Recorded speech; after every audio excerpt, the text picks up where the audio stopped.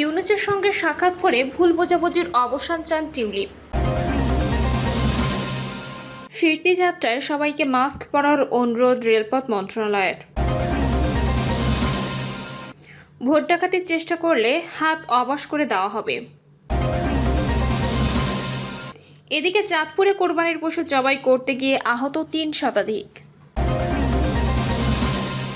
এবং সর্বশেষ জানাবো, মার্কিন রাজনীতিতে বড় পট পরিবর্তন, সম্পর্ক ছিন্ন করলেন ট্রাম্প, নতুন দল করছেন মাস্ক। শুনছিলেন সংবাদ শিরোনাম, এবারে বিস্তারিত। ইউনূসের সঙ্গে সাক্ষাৎ করে ভুল বোঝাবুঝির অবসান চান টিউলিপ। যুক্তরাজ্যের সিটি মিনিস্টারের পদ থেকে পদত্যাগ করা টিউলিপ সিদ্দিক বাংলাদেশের অন্তর্বর্তী সরকারের প্রধান উপদেষ্টা ডক্টর মোহাম্মদ ইউনূসের সঙ্গে সাক্ষাৎ করতে চান।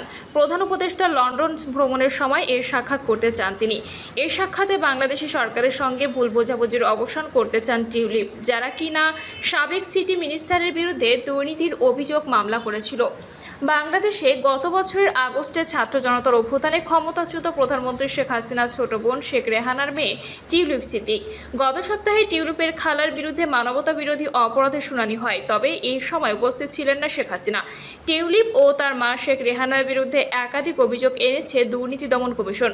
সংস্থাটির দাবি, টিউলিপ কিংবা তার মা ক্ষমতায় অপব্যবহার করে ৭,২০০ স্কয়ার ফুটের প্লট বা জমি নিয়েছেন, তবে এসব অভিযোগ অস্বীকার করে আসছেন টিউলিপ। তার আইনজীবীরা বলছেন, এ অভিযোগ রাজনৈতিক উদ্দেশ্য প্রণোদিত এবং এর কোনো ভিত্তি নেই। পরবর্তীতে টিউলিপ দাবি করেন, বাংলাদেশি কর্তৃপক্ষ অভিযোগের বিষয়ে তার সঙ্গে কোনো যোগাযোগ করেনি। গত বছর ইকোনমিক সেক্রেটারি ও সিটি মিনিস্টার পদ থেকে পদত্যাগ করেন টিউলিপ, তবে তার বিরুদ্ধে আনিত কোনো অভিযোগের প্রমাণ পায়নি যুক্তরাজ্য সরকার। গার্ডিয়ান বলছে, নোবেলজয়ী অর্থনীতিবিদ মোহাম্মদ ইউনূসকে চিঠি দিয়েছে টিউলিপ। ওই চিঠিতে ইউনূসের সঙ্গে সাক্ষাতের অনুরোধ করেন সাবেক সিটি মিনিস্টার।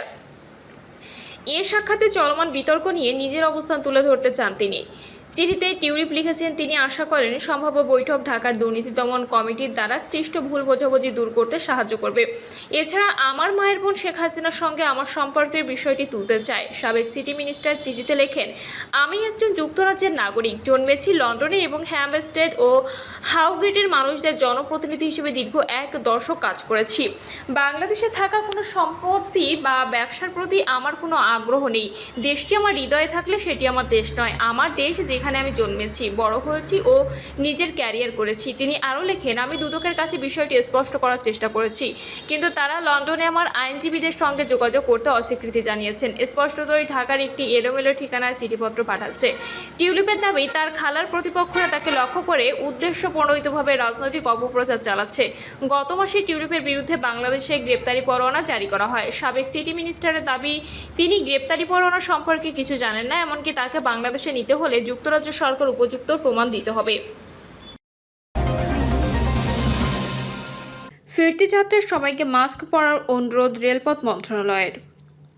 পবিত্র ঈদুল আজহা উপলক্ষে ট্রেনের ফিরতি যাত্রায় যাত্রীদের স্বাস্থ্যবিধি মেনে চলতে ও মাস্ক পরতে অনুরোধ জানিয়েছে রেলপথ মন্ত্রণালয়। আজ মন্ত্রণালয়ের জনসংযোগ কর্মকর্তা রেজাউল করিম সিদ্দিকী স্বাক্ষরিত এক সংবাদ বিজ্ঞপ্তিতে এই তথ্য জানানো হয়েছে। বিজ্ঞপ্তিতে বলা হয়, সম্প্রতি কোভিড-19 সংক্রমণ হারের ঊর্ধ্বগতি বিবেচনা করে জনসমাগমপূর্ণ এলাকায় সকলকে মাস্ক পরার জন্য অনুরোধ জানিয়েছেন স্বাস্থ্য ও পরিবার কল্যাণ মন্ত্রণালয়। বিশেষত বয়স্ক ও অসুস্থ ব্যক্তিদের জনসমাগমপূর্ণ স্থান এড়িয়ে চলার পরামর্শ দেওয়া হয়েছে। এর পরিপ্রেক্ষিতে ঈদ পরবর্তী ট্রেন যাত্রায় সকল যাত্রীকে স্বাস্থ্যবিধি মেনে চলা ও মাস্ক পরার জন্য রেলপথ মন্ত্রণালয়ের পক্ষ অনুরোধ করা হয়েছে। ভোট ডাকাতির চেষ্টা করলে হাত অবশ করে দেওয়া হবে।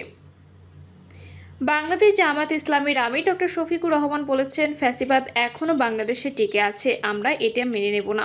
কেউ আগামী নির্বাচনে ভোট ডাকাতির চেষ্টা করলে তার হাত অবশ করে দেওয়া হবে। দেশের সাম্য ও ন্যায়ের ভিত্তিতে বৈষম্যহীন সমাজ গঠনের আহ্বান জানিয়ে তিনি বলেন, অতীতে অনেকে সোনার বাংলার স্বপ্ন দেখিয়ে দেশকে শ্মশানে পরিণত করেছে, সেই ভুল আর করতে দেওয়া যাবে না। মানুষের চাওয়া হলো সমাজের পরিবর্তন, তাই সব ইসলামী শক্তিকে এক হয়ে কাজ করতে হবে, তবে শয়তানের বিভেদ সৃষ্টির প্রচেষ্টা থেকেও সতর্ক থাকতে হবে। তিনি বলেন, জাতিকে সঠিক পথে পরিচালনার সক্ষমতা যাদের রয়েছে তারা হলেন আলেম ওলামা। আমি তাদের গভীর শ্রদ্ধা করি। আলেমদের হাতে যদি দেশের নেতৃত্ব থাকে তবে বাংলাদেশ একটি সুন্দর ও কল্যাণময় রাষ্ট্রে পরিণত হবে। ধর্মীয় ও নৈতিক নেতৃত্ব ছাড়া কোনো সমাজের স্থায়ী উন্নয়ন সম্ভব নয়।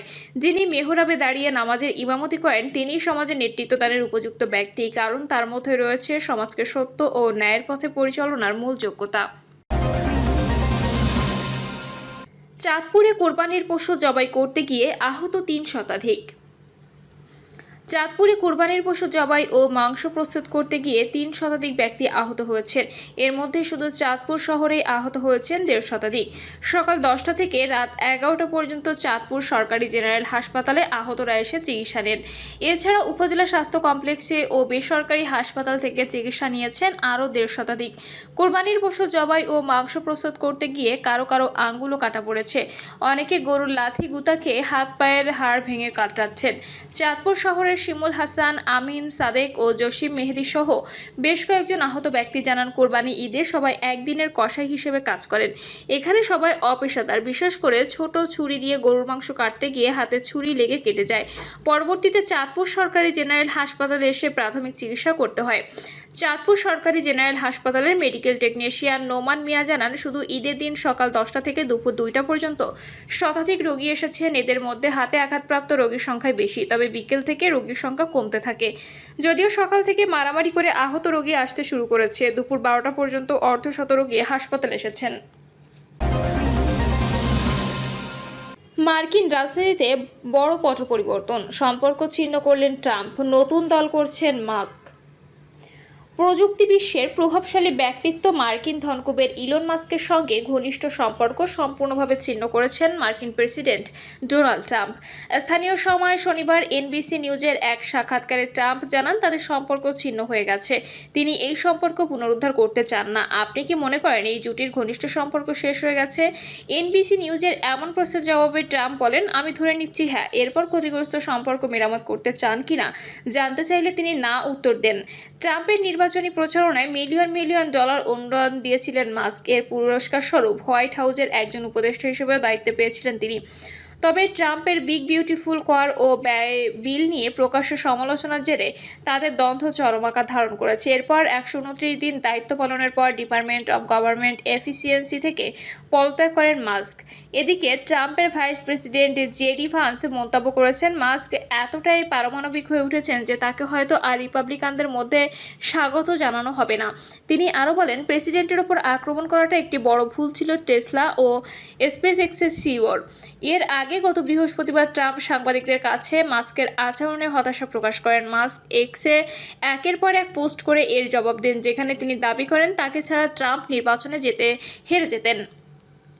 তিনি ট্রাম্পকে জেফ্রি এপস্টাইনের ফাইলগুলোতে জড়িত থাকার অভিযোগও করেন। যদিও মাস্ক পরে সেই পোস্টটি মুছে দিয়েছেন এবং এপস্টাইনের আইনজীবী এই অভিযোগ অস্বীকার করেছেন। ট্রাম্প তার নিজের মালিকানাধীন সামাজিক যোগাযোগ মাধ্যম ট্রুথ সোশ্যালে এর প্রতিক্রিয়া বলেন, মাস্ক পাগল হয়ে গেছেন। আরেক পোস্টে ফেডারেল সরকারের সঙ্গে থাকা মাস্কের প্রতিষ্ঠানগুলো চুক্তি বাতিল করার হুমকি দেন ট্রাম্প। এনবিসি নিউজের সঙ্গে সাক্ষাৎকারে ট্রাম্প আরও বলেন, প্রেসিডেন্টের অফিসের প্রতি অসম্মান দেখিয়েছেন মাস্ক। আমি মনে করি এটি খুব খারাপ একটি বিষয়, কারণ তিনি সম্মান দিতে জানেন না। আপনি প্রেসিডেন্টের কার্যালয়ে অসম্মান করতে পারেন না। ট্রাম্পের প্রেসিডেন্ট নির্বাচনী প্রচারে প্রায় $250 মিলিয়ন অনুদান দিয়েছেন বিশ্বের সবচেয়ে ধনী এই ব্যক্তি। তবে সামনের নির্বাচনে ট্রাম্প বিরোধীদের পাশে দাঁড়াতে পারেন মাস্ক। ডেমোক্রেটিক প্রার্থীদের সমর্থন করার সম্ভাবনার বিষয়ে জানতে চাইলে ট্রাম্প হুঁশিয়ারি দিয়ে বলেন, এর পরিণতি হবে ভয়াবহ। এর আগে বৃহস্পতিবার সামাজিক যোগাযোগ মাধ্যমে একটি ভোট আয়োজন করেন মাস্ক। সেখানে মাস্ক প্রশ্ন রাখেন, আমেরিকানদের ঠিকমতো উপস্থাপন করার জন্য যুক্তরাষ্ট্রে একটি নতুন রাজনৈতিক দল গঠনের প্রয়োজন আছে কিনা। এ প্রশ্নের উত্তরে নতুন রাজনৈতিক দল গঠনের সম্মতি জানায় 80% মানুষ। এরপরই মাস্ক আরেক পোস্টে লেখেন, জনতা রায় দিয়েছে। যুক্তরাষ্ট্রের নতুন পার্টির প্রয়োজন রয়েছে যা 80% মানুষের প্রতিনিধিত্ব করবে, আর ঠিক 80% মানুষের সম্মতি জানিয়েছে। এটাই নিয়তি। এর একদিন পর গত শুক্রবার ভোটের ফলের ওই পোস্ট শেয়ার করে মাস্ক সম্ভাব্য একটি রাজনৈতিক দলের নাম জানিয়ে লেখেন, দ্য আমেরিকা পার্টি। মাস্ক এ বিষয়ে খোলসা করে আর কিছু না বললেও তার নতুন দল খোলার বিষয়টি বেশ আলোচনার জন্ম দিয়েছে। প্রিয় দর্শক, এই ছিল এখনকার সর্বশেষ সংবাদ আপডেট। সব সংবাদ পেতে চ্যানেলটি সাবস্ক্রাইব করে বেল আইকনটি ক্লিক করে রাখুন।